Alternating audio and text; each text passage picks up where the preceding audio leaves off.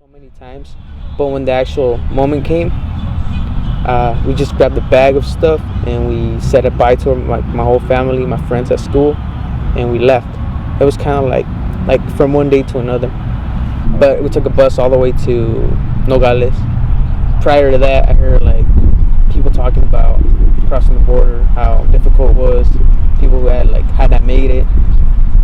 And then on the news, I remember Spanish news, they were talking about deaths in the desert, ICE shooting people, and it was just like little stuff like that that kind of scared me. And then comments from other people in the village where I used to live, they would say like negative stuff. So in a way, I was kind of scared, excited to see my dad again, but I guess I was just nervous.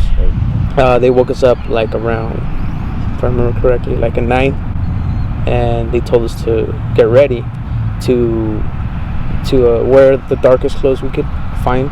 Nothing white, nothing that could be seen at night. So he took us. We didn't walk much. It was probably like 5 minutes from where we stayed, and we walked over to like this fence. I remember the fence being about probably 12, 15 feet high. There was tires piled up to the top. He was at the top of the tires. My mom would pretty much pick me up, and he would hold me and tell me to stay at the top. And there was another lady who already had crossed first, who was waiting for me on the other side. So they would grab me on the way down. So it was just like continuous. First it was me, then my 2 younger sisters, and last it was my mom. We crossed over to the other side, and right away they told us to hide. Like right when we crossed, we had to hide, but we had to be careful because there was like a tower with a light just shining everywhere, and he kind of timed everything perfectly. So by the time we were on the other side, we would be able to hide. I remember there was a lot of sagebrush, there was a cactus and everything. So we hid on their little small tree and waited for the light to go by again, so we would be able to keep on moving. My mom was holding on to the baby and to me, because the guy had my second youngest sister.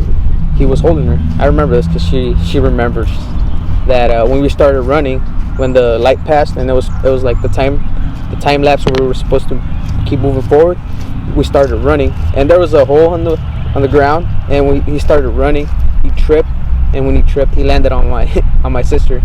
He was kind of chubby, but he landed on my sister. My sister started crying, and he was right away, he's like, "Hey, be quiet, we're gonna get caught, you're gonna get in trouble." So my sister right away just stayed quiet, just kind of froze.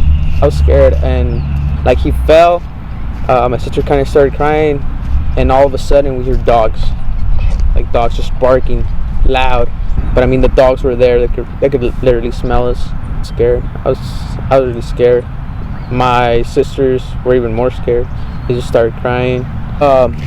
They told us to get on our knees. That's where I got most scared. I was like, why do I have to get on our knees for? So we got on our knees.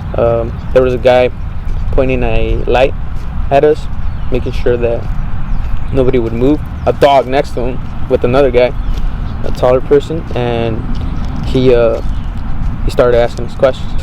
They had a truck, like I explained, which parked right behind us. They put us in with, there was 5 other guys, and they put us all in the truck.